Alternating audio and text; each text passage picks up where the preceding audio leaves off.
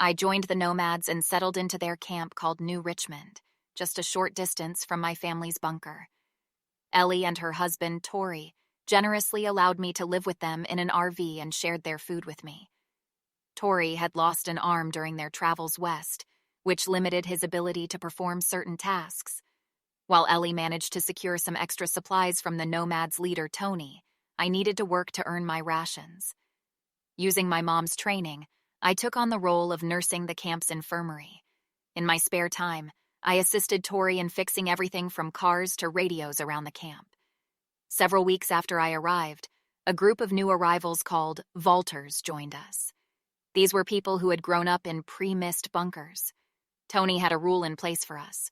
Vaulters were restricted to the camp only. Although some felt nervous about this, I knew it was safer inside the camp, considering the DSA was targeting us. One morning, while I was stationed in the infirmary, I heard a soft groan. "Nurse, nurse, cat," called a patient named Mr. Walker. I rushed over as he sat up. "I'm here, Mr. Walker, and I'm glad you're awake." With a dry groan, he asked, "How was surgery? Will I still be able to play the piano?" "The surgeon says it was a success, and you should be able to play the piano again.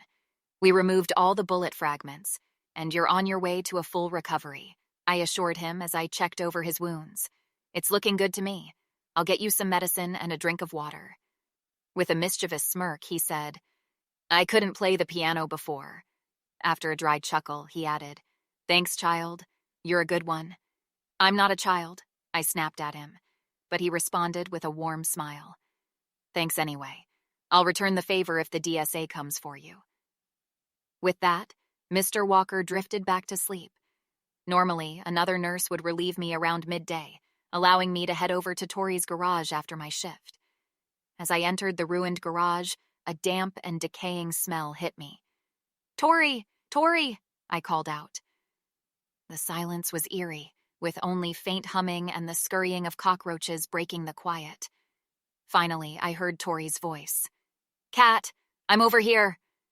I made my way to Tori, who was working at the bullet press. "I've made some extra 9mm rounds for your Glock. Enough for you to get some practice in," he said. "Thanks, Tori," I replied with a smile. "No problem. Happy to help out. By the way, you see that ham radio over there?" Tori glanced toward a workbench in the distance. "Is it still busted? Someone brought it a few days ago?" "Yeah, I think it is," I said, recalling its recent arrival. Tori raised his stump hand while laughing at his own joke. "Yep, I've had my hands full. Can you take a look?" I headed over to the radio and began disassembling it. It didn't take long for me to discover that a transistor had corrosion damage. "Hey, Tori, it needs new transistors. Do you have any spare parts?" Tori shouted back from the other side of the garage. "Check the recycling bin." I went into the storage section and found an old PCB with transistors that I could harvest. Then, with a chance glance, I noticed a familiar AR-15 rifle on the workbench. I whispered to myself, "Is that it is? Dad's rifle. What was that? Are you okay?" Tori called out, his tone filled with concern. I composed myself and replied, "This gun, it was my dad's. What is it doing here?" I examined it closely, unable to meet Tori's gaze. Tori walked over, picking up the AR-15 to inspect it. "The armory sent it over. They're short on 5.56 rounds, so they want it converted to .22. My dad, Christian, was in the army pre-mist. He told me stories about this gun," I explained, looking down at the floor, unable to face Tori. Tori walked over to his bullet press bench. "I've got some 5.56 rounds left over. Nobody will mind. Let's see how your shooting skills have improved." Behind the garage, Tori set up some tin cans on a junk pile. "Are you ready, kid?" he asked. "I'm 20. Not a kid," I scolded him. He smirked. "You're a kid compared to this old man. Now, see those cans? Take your time." I took my stance, breathing in and out slowly. Tori whispered, "Good. Your dad taught you how to handle rifles, too." "We didn't practice much. He wanted me to focus mainly on my pistols," I replied, concentrating as I looked through the scope at the cans. I pulled the trigger, but to my surprise, nothing happened. Tori laughed out loud. "Kid, did you take the safety off?" With a groan, I slid the safety off and concentrated on the cans once again. I pulled the trigger, and pew, the rifle fired in semi-auto mode. I moved on to the next can and the next, going down the line one by one. Tori beamed with pride. Woo, damn, I missed this. Good shooting, 8 out of 12. I would give you a round of applause, but you'll have to settle for a one-handed clap, he joked and laughed. Looking down at the rifle, I said, Thanks. It feels nice to use my dad's rifle again. Tori went over to set up some more cans. Finish off the rest of the clip on these. I'll convert it to .22 for you this week. Keep it. If the armorer comes looking, we'll say it got lost. Thank you, Tori, I said, grateful that he was looking out for me. Suddenly, a whistling sound could be heard overhead. Get down! Tori dived behind a car. I looked up, trying to track the whistling sound, and noticed a drone flying overhead. Tori yelled, Catherine, hide! I ducked behind some junk, and the whistling sound faded as the drone flew away. Tony will probably move us soon. The DSA is getting closer, Tori said. The DSA killed my parents, but why are they hunting you guys? I asked. Tori replied, We fled from them in Pennsylvania. They're control freaks. He stopped himself, then said, I'm going back to work. Have fun practicing. Excitedly, I targeted the remaining cans, finishing off the clip. After collecting the casings, we continued working in the garage until the evening sunset when Ellie's salvage party returned. Honey, we got a good haul today, Ellie shouted. Ellie, you guys can place the salvage over there. Tori greeted Ellie with a kiss as her crew began unloading their truck. Ellie spotted me working on the radio and said, Hi, Kat, before turning to Tori. I hope he's not taking credit for your work again, she scolded Tori. With a smile, Hi, Ellie, I don't mind helping out here. My parents always told me to repay people's kindness in return. Oh, is Walker awake yet? Ellie asked. I shared the good news. He woke up this morning. It looks promising for him. Ellie let out a sigh of relief. Thank God. We'll make the DSA pay. Tori finished tallying up the haul and filling in a report. Okay, a good day's work. Why don't you two go ahead and set the table back at the RV? I'll report to Tony and collect our rations. Sitting around the table, enjoying cuts of venison from the hunters while Ellie added some homegrown vegetables, Ellie and Tori were discussing the salvage mission, but I couldn't keep my thoughts to myself any longer, seeing Tori's reaction to the drone earlier in the day. Tori, Ellie, I'm sorry if I'm prying, but can I ask you something? I hesitantly said. Sure, sweetie. What is it? Ellie replied. Today we saw a drone over the camp. The DSA is after us, but why? I asked, unable to contain my curiosity. Ellie and Tori lock eyes. I didn't tell Kat earlier. Should we let her know? Ellie nodded in agreement before turning to me. You're with us now, so it's only fair. They proceeded to share their story with me. Tori and Ellie had found each other in a government site during their teens, where adults were secretly executed while the children were indoctrinated. The teenagers who were considered too old for the DSA's new education system were enslaved. A ruling class known as the Guardians emerged, imposing legal restrictions on reproduction within the DSA in an attempt to maintain balance and ensure harmony. Kat, have you noticed that no one here has children? Only vaulters have kids, Ellie whispered, her voice filled with sadness.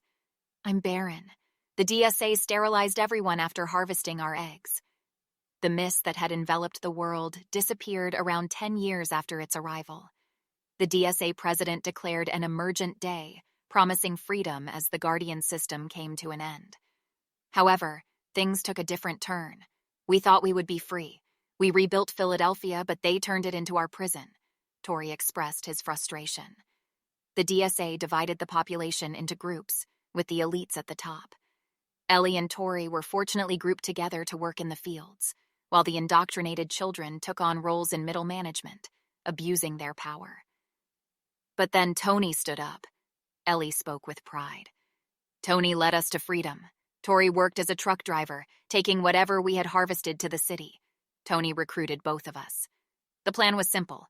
While in the fields, we loaded Tori's trailer as usual, but a few of us would secretly escape through the back. Tori chimed in, eager to contribute. Tony and a few guys stole some equipment and cars. Once loaded, we drove off into the sunset. After a day, we ditched the truck, and a few days later, we found a nomad group. Tori explained how Tony learned from them. Other groups had attempted to overthrow the DSA in their facilities, but it only led to war with the government.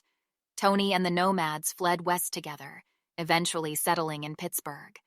However, the DSA caught up to them, and after a one-sided fight, they were forced to flee once again, constantly being chased as they moved westward. I didn't know what to say after Ellie and Tori shared their story. "Thank you for telling me. I managed to express my gratitude. It's why Tony doesn't allow the vaulters to go out. The DSA is looking for them," Ellie added. That night, I couldn't sleep, my mind processing everything they had told me. The next morning started like any other. I took over the morning shift at the infirmary, attending to Walker as the only patient, and offering advice to a few others seeking help. At midday, I headed over to Tori's garage, but then, whistling sound overhead, a patrol guard. "Hide!" I quickly ducked behind a car and the guard passed. I overheard their radio communication, mentioning a DSA fleet heading from the north. My heart raced, but they confirmed it was just a patrolling group. I entered the garage, calling out for Tori, but there was no response. I searched the area, unable to find him. The smell of coffee lingered, indicating he had been there recently. I looked around, hoping there was some work I could do. Suddenly, explosions tore through the camp, followed by gunfire. Panic gripped me as I spotted my dad's rifle.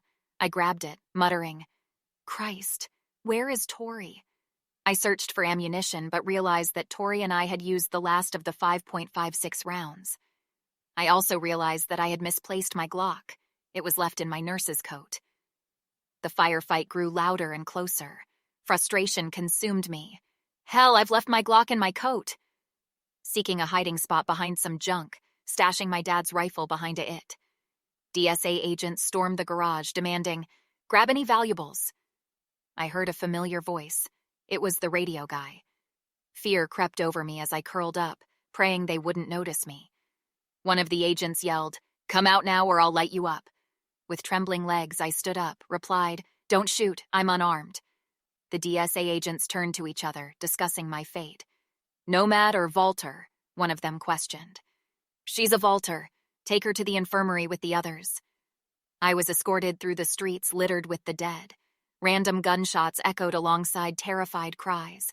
Finally, I found myself in the infirmary, surrounded by other vaulters. My coat was near Walker, and I tried to reach for it, but a guard caught sight of me and threatened to shoot if I moved again. Over the radio, I heard a message. "Camp cleared. Nomad rats fled. Hurry up and retreat before they alert the hunters and scavengers." Walker suddenly leaned up, unloading the clip of his Glock at the guards. Unfortunately, he missed every shot, and the guard fired back, killing Walker instantly.